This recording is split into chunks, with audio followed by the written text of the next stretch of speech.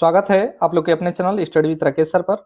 तो आज के इस वीडियो में हम लोग देखने वाले हैं बोर्ड परीक्षा 2025 के लिए महत्वपूर्ण प्रश्न, जो कि ये सिलेक्टेड प्रश्न है जो बार बार यही प्रश्न जो है प्रत्येक सेट में, जैसे आप लोग को मालूम है पूरे यूपी में हम लोग का 7 सेट बनता है, तो पूरे प्रत्येक सेटों में यही जो प्रश्न है बार बार घुमा करके पूछे जाते हैं। तो वीडियो को एकदम अंत तक जरूर देखिएगा। ये 4 अंक वाले प्रश्न है जो खंड ब में पूछे जाते हैं, याद रखिए 4 अंक वाले प्रश्न है जो खंड ब में पूछे जाते हैं। देखिए यदि हम लोग को ये मालूम हो जाए, देखिए एक नहीं होता एक हार्ड वर्क और एक स्मार्ट वर्क। तो बहुत सारे ऐसे स्टूडेंट आप देखे होंगे कि जो 8 घंटे 10 घंटे पढ़ते हैं और उनका जो नंबर है बहुत कम आता है, और कुछ लोग ऐसे होते हैं जो बहुत कम समय यानी 3 घंटे 4 घंटे पढ़ करके और वो बहुत अच्छा नंबर ला लेते हैं।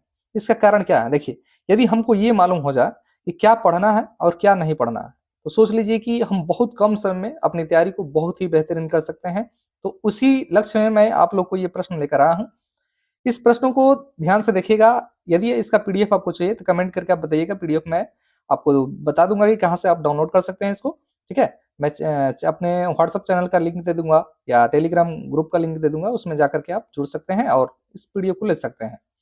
तो चलिए आगे बढ़ने से पहले आपको बता दें कि यदि चैनल पर नया है तो प्लीज आपसे रिक्वेस्ट है सब्सक्राइब कर लीजिएगा, क्योंकि बहुत ही मेहनत लगता है। ये जितने इंपॉर्टेंट है पूरे सेट में से खंगाल करके इसको और इंपॉर्टेंट प्रश्नों की एक श्रृंखला मैं बना कर लाया हूँ इसको।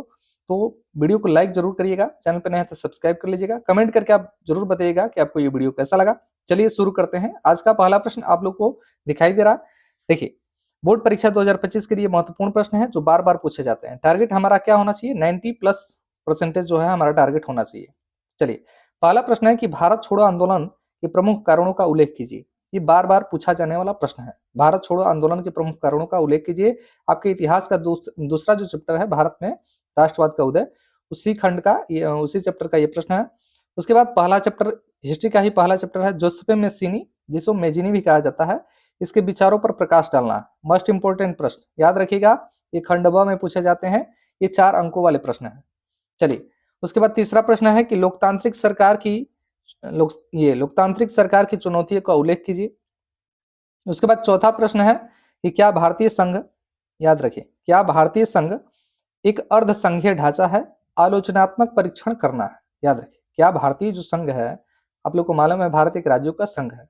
संघवाद, अभी आप लोग को बता दें हम चैनल पे एक नई सीरीज चलाए हैं जिसमें 1 शॉट जो है प्रत्येक चैप्टर का, अभी हम लोग सिविक्स का यानी नागरिक शास्त्र का जो पहला चैप्टर हम कंप्लीट करा चुके हैं, सत्ता में साझेदारी। उसके बाद कल जो है वीडियो आप लोग का मिलेगा संघवाद का। तो 1 शॉट बहुत कम समय में, हमको लग रहा है 25 से 30 मिनट में जो है वो पूरा का पूरा चैप्टर का आपका ब्रीफ रिवीजन हो जा रहा है। तो उस वीडियो को देखना आप जरूर देखना ना भूलें, जाकर उसको जरूर देखें, जाकर चैनल के प्लेलिस्ट में उसको देख सकते हैं। चलिए इसके बाद कह रहा कि अगला प्रश्न है आप लोग का पांचवा कि सड़क परिवहन के सापेक्षिक लाभों का विवेचना करना है। मतलब देखिए प्रश्न को समझना बहुत जरूरी होता है। सड़क परिवहन के सापेक्षिक लाभों की विवेचना करना। सापेक्षिक लाभ का मतलब कि जैसे सड़क परिवहन, रेल परिवहन, जल परिवहन से कैसे यानी उनसे अधिक लाभदायी क्यों है, उसकी विवेचना करना हम लोग को। फिर आगे वाणिज्यिक कृषि की विशेषताओं का उल्लेख करना है कि वाणिज्यिक कृषि की कौन कौन सी विशेषताएं होती है। उसके बाद है कि विश्व व्यापार संगठन के क्रियाकलापों का वर्णन करना है, यानी विश्व व्यापार संगठन का कार्य क्या होता है, WTO का कार्य क्या होता है। कमेंट करके आप बताइए कि विश्व व्यापार संगठन का मुख्यालय कहाँ है और इसका स्थापना कब किया गया था। कमेंट करके आप जरूर बताइएगा।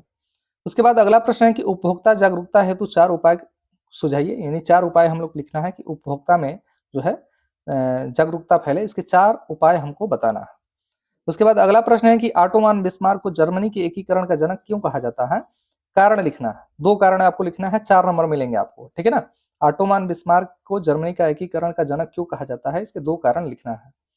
उसके बाद अगला प्रश्न है कार्न लॉ, याद रखिए कार्न लॉ निरस्त होने के बाद ब्रिटेन की खाद्य समस्या का हल किस प्रकार हुआ, स्पष्ट कीजिए। जब कार्न लॉ को समाप्त किया गया तो ब्रिटेन की खाद्य समस्या का हल किस प्रकार हुआ, इसको हमको स्पष्ट करना है। और आपको हम बता दें कि इसका जो उत्तर है वो आपको 80 शब्दों में लिखना है। याद रखिएगा इसका उत्तर कितने शब्दों में लिखना है, 80 शब्दों में। ये नहीं है कि पूरा इसको बढ़ा करके 150 शब्दों का लिख दें या इसको घटाकर 30 शब्दों का लिख दें। तो एक मानक होता है कि हमको जो 4 अंक वाले प्रश्न है उसका उत्तर जो है लगभग हमको 80 शब्द, हाँ 80 से 85 हो सकता है, 75 हो सकता है, प्लस माइनस 5 शब्द इधर उधर 5-10 शब्द हो जाएगा तो कोई दिक्कत होने वाली बात नहीं है।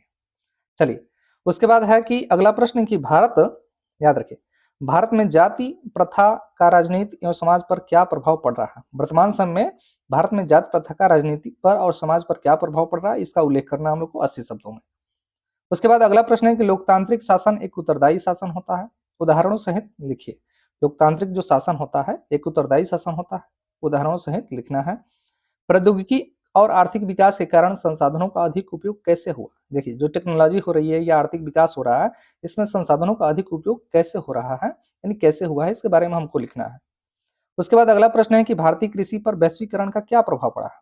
याद रखिए, भारतीय कृषि पर वैश्वीकरण का क्या प्रभाव पड़ रहा है।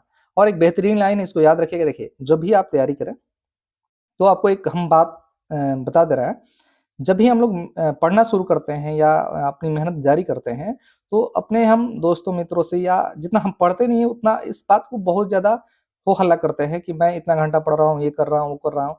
तो इसकी कोई ज़रूरत नहीं है। क्यों? क्योंकि देखिए, कह रहा है कि मेहनत इतनी खामोशी से करो कि सफलता शोर मचा दे। यानी मेहनत आपको खामोशी से करना है, बहुत ज़्यादा भौकाल बनाने की ज़रूरत नहीं है कि ये हो जाएगा, वो हो जाएगा, इतना हम ला देंगे। आपको वहाँ रिजल्ट दिखाइए भाई। आपको क्या ज़रूरत है इधर-उधर कहने की ज़रूरत? क्योंकि जिस दिन आप कह देंगे ना, तो अंदर का जो जोश जुनून है वो खत्म हो जाता है। और जिस दिन आप लोग इसका अंदाजा लगाए होंगे कि अगर जे आप पढ़ रहे हैं, आज 4 घंटे पढ़ लिए और जाकर के अपने मित्रों के साथ शेयर कर दिए, ठीक है ना, कि आज हमने 4 घंटा पढ़ा।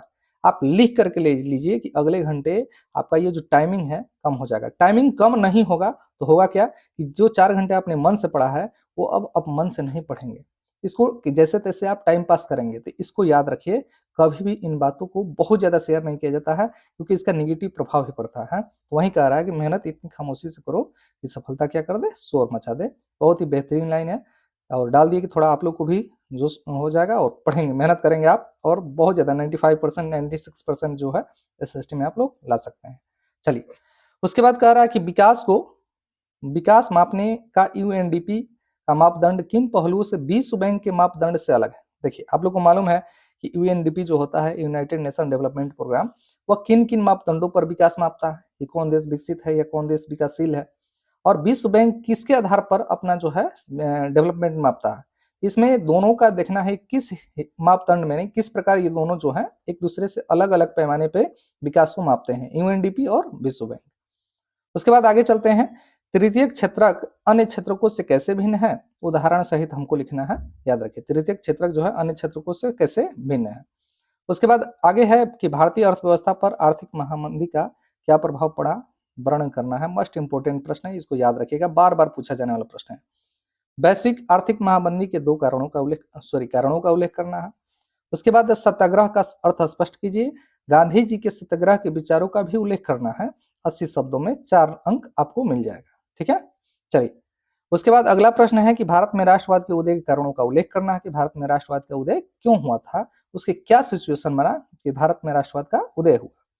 उसके बाद अगला प्रश्न है कि संसाधनों के अंधाधुंध प्रयोग ने अनेक समस्याएं पैदा कर दी है, इसकी समीक्षा करना है। याद रखिए, संसाधनों के अंधाधुंध प्रयोग ने अनेक समस्या पैदा कर दिया है, इसकी हमको समीक्षा करना है, इसका वर्णन करना है। फिर आगे है कि भारत में वन प्रबंधन को कितने भागों में विभाजित किया गया है, इसकी विशेषताओं का वर्णन करना है। इंपॉर्टेंट प्रश्न है, इसको याद रखिएगा, इसको तैयार कर लीजिएगा। अगर जो आपसे तैयार नहीं होता है ये प्रश्न, आपको हम बता दें, यदि आप कमेंट करते हैं तो इसका एकदम सटीक जो उत्तर है मैं आपको बता दूंगा। बहुत कम शब्दों में, साधारण शब्दों में, अपनी भाषा में आप इस उत्तर को बहुत जल्दी से याद कर सकते हैं। उसके बाद आर्थिक गतिविधि से आप क्या समझते हैं, आर्थिक गतिविधियों का वर्गीकरण प्रस्तुत कीजिए। और अंतिम प्रश्न है हमारा कि उपभोक्ता के कुल कितने अधिकार होते हैं, सभी अधिकारों का नाम लिखना है। यहाँ तक वीडियो देखते हुए आ गए हैं तो प्लीज आपसे रिक्वेस्ट है कि चैनल को सब्सक्राइब कर लीजिएगा। हमारा टारगेट है इस वीडियो पे कम से कम 100 लाइक, 100 लाइक, ज़्यादा लाइक का टारगेट हम नहीं रखे हैं। तो आपसे रिक्वेस्ट है कि लाइक करिए, कमेंट करिए, चैनल पे नए हैं तो सब्सक्राइब कर लीजिए, अधिक से अधिक इसे शेयर कीजिए। मिलते हैं एक अगले वीडियो में, बहुत ही बेहतरीन वीडियो में। तब तक देखते रहिए आप लोग का अपना channel study with Rakesh sir. धन्यवाद।